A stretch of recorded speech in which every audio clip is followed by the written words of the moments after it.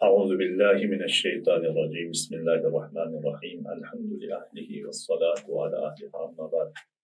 محترم ناظرین و سامعین کرام، السلام علیکم ورحمۃ اللہ وبرکاتہ۔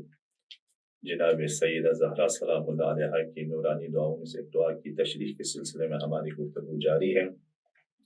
جناب سیدہ زہرا سلام اللہ علیہا خدا کی بارگاہ میں التجا کر رہی ہیں، فرماتی ہیں، خدا سے طلب کرتی ہیں۔ کیا طلب کر رہی ہیں؟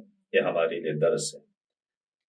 ہم جب دعا کرتے ہیں تو مادی چیزوں میں مال، دولت، پریشانیاں، سختیاں، سب کچھ ایسی چیزیں، لیکن زہرا کس چیز کی خواہاں ہے، کن چیزوں کے طلب میں ہے، ہمارے لیے درس ہے۔ فرماتی ہے وَأَسْأَلُكَ نَعِيمًا لَا يَنْفَدُ۔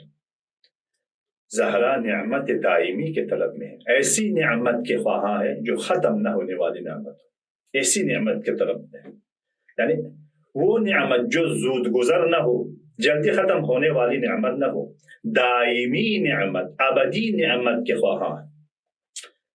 اس نعمت کے لیے یعنی ایسی نعمت کا طلبگار ہوں پروردگارا، میں تیری بارگاہ میں التجا کرتی ہوں کہ ایسی نعمت چاہیے مجھے جو کبھی ختم نہ ہوتی ہو، ایسی نعمت۔ وہ کون سی نعمت ہے؟ نعمت کی تین قسمیں ہو سکتی ہیں، قابل تصور ہے۔ ایک نعمت مادی نعمت ہے، مثلا انسان کی صحت نعمت ہے، مادی نعمت، اولاد نعمت ہے، مقام نعمت، سیٹ، عزت، بلندی نعمت، دولت نعمت، اختیارات نعمت۔ یہ ساری چیزیں کیا ہے؟ اولاد، خیش و اقارب، رشتہ دار، ساری چیزیں مادی نعمتوں میں سے۔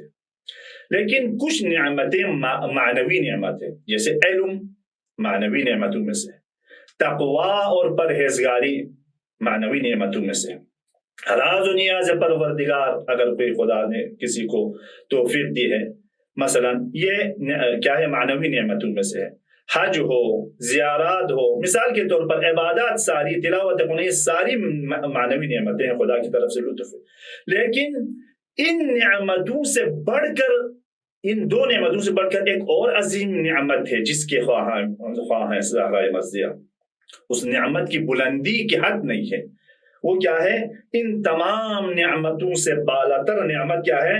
جسے نعمت ولایت کہا جاتا ہے۔ نعمت ولایت و امامت سب سے بڑی نعمت ہے، وہ دائمی نعمت ہے۔ اگر ولایت سے جڑ جائے، اگر امامت سے جڑ جائے، اگر ولایت و امامت کی معرفت حاصل ہو جائے، زہرا نے اپنی زندگی ولایت و امامت کے لیے کیا ہے؟ وقف کر دی ہے۔ ولایت و امامت کی دفاع میں زہرا نے اپنی زندگی قربان کر دی ہے۔ اسی لیے امام زمانہ فرماتے ہیں کہ پیغمبر کی بیٹی جناب سیدہ سلام اللہ علیہا مجھ امام زمانہ پر حجت آئیڈیل ہے۔ وہ کیوں؟ اسی وجہ سے ہے، امامت کی معرفت زہرا مرضیہ کے قلب میں انتہائی بلند مقام ہے، معرفت امام۔